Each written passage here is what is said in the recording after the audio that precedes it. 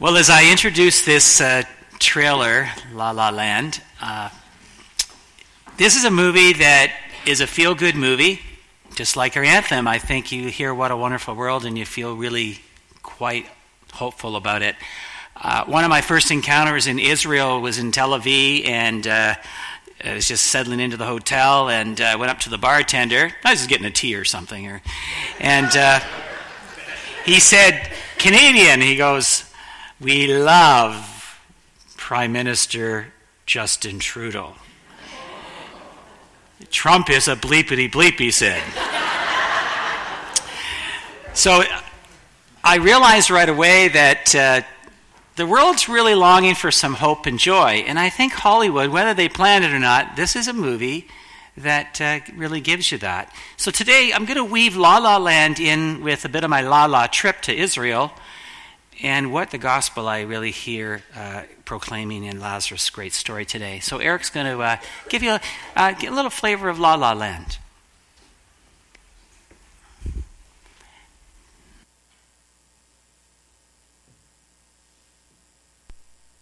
Two options. You either follow my rules or follow my rules. Capiche? Thank you. I can do it a different way. No, that's fine. Thank you very much.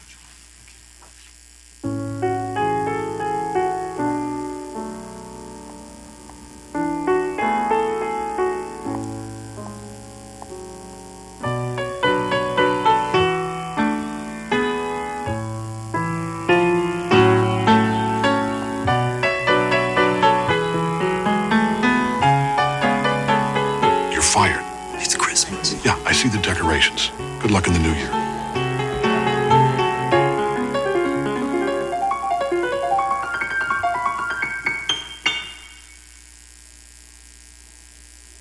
I just heard you play, and I wanted...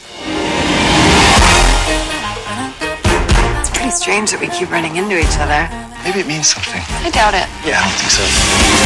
You could just write your own rules, write something that's as interesting as you are. What are you gonna do? I have my own club. Is that gonna happen every time? I think so.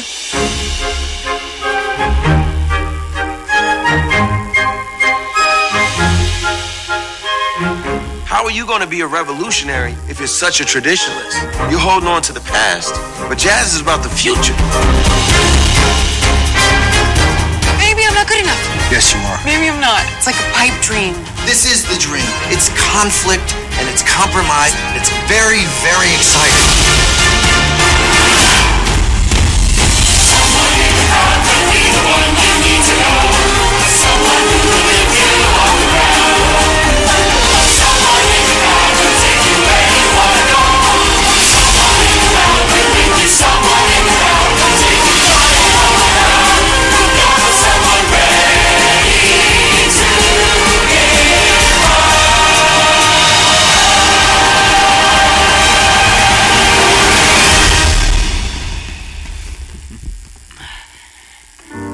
This is a very fun movie, as you can tell by the trailer. But this is a pretty realistic movie in the sense that all dreams include tears, and all dreams include choices and consequences. I think the Gospel of John, in the story of Lazarus, in a pretty profound way, is asking us to imagine the impossible. A good man, a friend of Jesus, Lazarus has died. Martha and Mary are like Jesus. They're devastated. Jesus sees the bigger picture in all of this. But even though Jesus sees a bigger picture, he still weeps. Perhaps for me, one of the most profound parts of this whole parable is that Jesus weeps. A God that understands you and me. Now, Ryan Gosling here, a good boy from London, Ontario, starring in this movie, he learned how to play the piano. He plays it pretty darn well in this movie. And of course, Emma Stone, she sings beautifully, and they follow their dreams. But they learn something in this movie, that in following their own personal dreams, we are all cheering for them throughout this whole movie, because we start, these two that can't stand each other start falling in love. I know I can't maybe see in the trailer, but they couldn't stand each other in the beginning. At least it appeared that way. But something quite profound happens as this movie unfolds. And it's something that I think many of us can relate to. As two people go and follow their dreams, even though they're falling in love, they still have dreams, individual dreams. And I'm pretty certain that for many people that follow the true dream that they're on, the path that they're on, there's often consequences. I don't want to give the movie away, but there's some sadness in these movies. There's some real tears. And what all the critics say about this movie, even those that didn't like it, the fact of the matter is, you know that old saying, you can't have your cake and eat it too? You can't have it all. That's a part of dreaming. But it's still a very beautiful movie, and something that we all need in this day and age where fear dominates so much of the world, which weaves me into Israel. I want to flip to a slide here about Israel. I think Eric's got the next slide. You know these folks. I think they were looking out at Terry, Sandra, there's Audrey and Kathy, all from Trinity. The rest of the 23 were all from anywhere from British Columbia to New Brunswick, mostly Toronto, from Windsor. And I think looking out behind them, we're not too far off where some biblically have surmised that the Armageddon might take place in this great valley where they've had incredible wars through the centuries. And it's such a beautiful setting, though, as we look out over them. Now, Eric, the next slide. And so here's, looks like my class, but here is the group that we traveled with. And really in the back with the mustache with the little Tilly hat, that's Neil Young, my colleague. But quite interestingly, the gentleman with the microphone, his name is Aby. He is our tour guide. And I want to give you a little sense of this challenging in a world of such fear. So I had a Jewish tour guide last 2 years ago when I went, and everything we looked at was, and he was correct, the people of Israel particularly, and that's including Arabs and Jews, they have built a beautiful country. They built a country that palm trees and kiwis and bananas, and they have some of the best farming agriculture in the world, even though half their water comes from the Mediterranean Sea. This is a desert that's become an oasis. And from a Jewish perspective, they'd be the first to say, 8 million people, this is a most beautiful country. Aby, he was born in Kuwait. At 12 years of age, Iraqis were bombing Kuwait, so his dad, a teacher, pulled him up and moved him to Bethlehem. Aby is an Arab Christian. Aby is short name for Abraham. I can't really pronounce his full name. But Aby, you need to hear his world that he lives in. His wife happens to be Arab like him, born in Jerusalem. So when we come up to these giant walls separating Jerusalem and parts of, his dad moved to Bethlehem, we come to checkpoints. They take special attention to him because he is an Arab and he's a Palestinian. It doesn't matter he's a Christian. He's an Arab. And when we were in Bethlehem, he was so happy because his parents lived there and he had a good night's sleep for a couple nights. He got to drive home.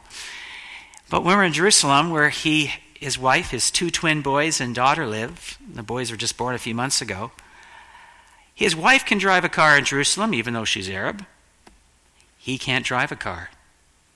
He's an outsider. Well, you know, people that drive cars might have bombs, or people who are Palestinian might be here to attack us. So we were blown away that everywhere we went, even as we departed Israel, the tour guide always leads you to the airport. Our Jewish tour guide, Shimon, never had any issues. We got to the entrance to the airport, just the entrance. Next thing you know, they looked at who he was. The dogs came out. The luggage underneath was being looked at.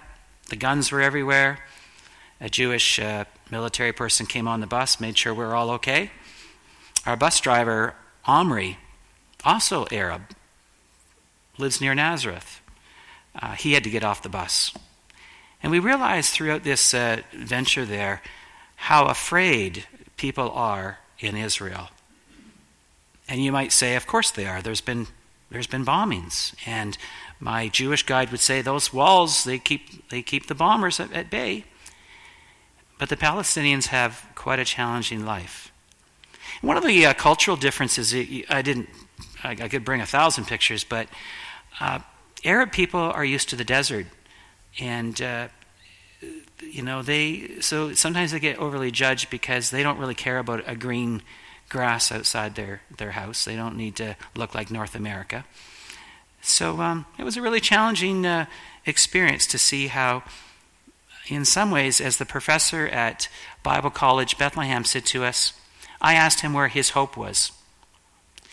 He said, a bit like South Africa, right now he feels such a sense of lack of respect by the Israeli government to Palestinians. His biggest hope is that the outside world might pressure not just the United Nations, but Israel as a government to treat Palestinians fairly and with a respect for a two-state solution. There's two sides to every story, and I certainly got another side. I want you to see the next slide today. So in this world of fear, there is this beautiful Sea of Galilee. And in the Sea of Galilee, as I said to the kids, it's almost like Guelph Lake. It's not a large lake, but boy, it's beautiful. And you're seeing some of the people just in awe. It's a very calm day. It's a little bit hazy. And I'm going to show one more slide here, Eric. I think I got one more. So it doesn't, these two gals up close, one with the hat on, they're from British Columbia. They were on the trip, and they teach in a Christian school back in Vancouver Island, and they probably took more pictures than anybody because they're going to be taking their high school students back to Israel in a couple of years. But two of the people here in this picture, doesn't really matter who they are, but two of them, Shirley and Phyllis, I wanted to share their little story of fear to being set free. Perhaps some of the most profound parts of the Lazarus story, and my colleague, Reverend David Chesney, highlighted this, and I agreed with him, is, as we heard Hermina read it for us today, when Jesus looks into the tomb and he says, Lazarus, come out. Unbind him. Take his linens off. Be set free. Those are very profound words. What I love about those words is, this profound act of Jesus resuscitating, bringing back to life of Lazarus is pretty cool, but he needs to come out, and they need to unbind him, set him free. That's what I sense for Palestinians, but I even sense for Jews who are so afraid, or anyone that is afraid in life. You might ask yourself, what is it that you're afraid of? What holds you back? So these two dear ladies I want to tell you about, they were Salvation Army captains in the Army their whole life. They, 30 plus years, one had been a chaplain, their whole life loved the work of Salvation Army. And I love so much of what that church does. But one thing I wasn't quite aware of, Salvation Army don't believe in baptism, they don't believe in sacraments. So there's no communion. They really believe in doing good works, and we can all commend them for that. But quite sadly, one of these women said to Reverend Neil and I, my son came out of the closet, came out as gay, and the Army told him to take his uniform off, that he was not accepted anymore.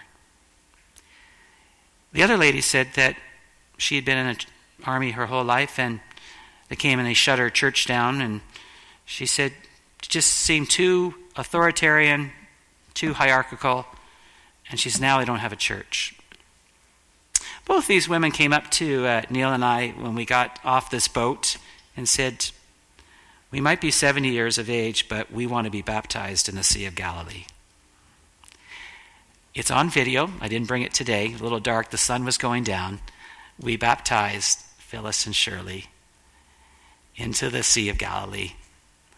And Neil and I were having so much fun in our bathing suits, we baptized ourselves again just for a renewal. That was quite an adventure. But I want to share something about these dear ladies. They still love their Salvation Army church. They know that church does very good things. So don't get me wrong. But she loves her son more. And her girlfriend said, you know what? My son didn't choose to be gay. And he needs to be loved. And one of these women has connected already with United Church in Toronto. And so maybe baptism for her felt quite at home and natural. I got another picture to show you. Kind of my concluding picture. So here's how God surprised me in a mysterious way. I was feeling pretty perplexed about, I met a Jewish family that, was blaming the United Nations and, expressing how her Arab friends, she thought peace was possible, but they were turning on her. And I was really perplexed. Well, you're a beautiful Jewish family. You're a beautiful Palestinian tour guide. And where is the peace in all this? Where does anybody get set free from all this fear? These kids stopped us on the street. Take pictures of us. These are Palestinian kids in Bethlehem. And they're so cool. They gave me hope. And here's how I end my sermon today. I'm on the plane going home, a little bit grumpy knowing I have an 11-hour flight. The gal sitting next to me decided to give her seat up because somebody else needed a better seat. And so I get some stranger, I didn't know who he was. And I thought at first, he seemed a little grumpy. I thought, my God. So he's kind of grumpy, I'm a little grumpy. The two of us ended up talking most of the night. He's from Michigan, but he's Israeli, Jewish. I said to him, I'm really perplexed about this country. And I closed the sermon with this hope that almost like coming out of the tune, and bind yourself. He said, John, I'm 60 years of age now, but when I was a child, I said, half of my family had died in the Holocaust. I would never step foot in Germany. I'd never talk to a German. I'm 60 now. Every year I not only go back to see my family in Israel, I have a minister buddy who takes me to Germany. I have visited churches in Germany. I have soldiers that are from the Nazi days who I would now call friends. All I want to tell you about Palestine and about Israel is keep praying for them. And that's what we were asked for by everybody. And number two, it might take another generation or another two. But I believe like Ireland or like my story who thought I would never forgive a German, healing will come. Healing will come in time. And so that's my good news and hope from what Jesus says. Come out, unbind yourself, set yourself free. Healing will come. That's the dream we all need, isn't it?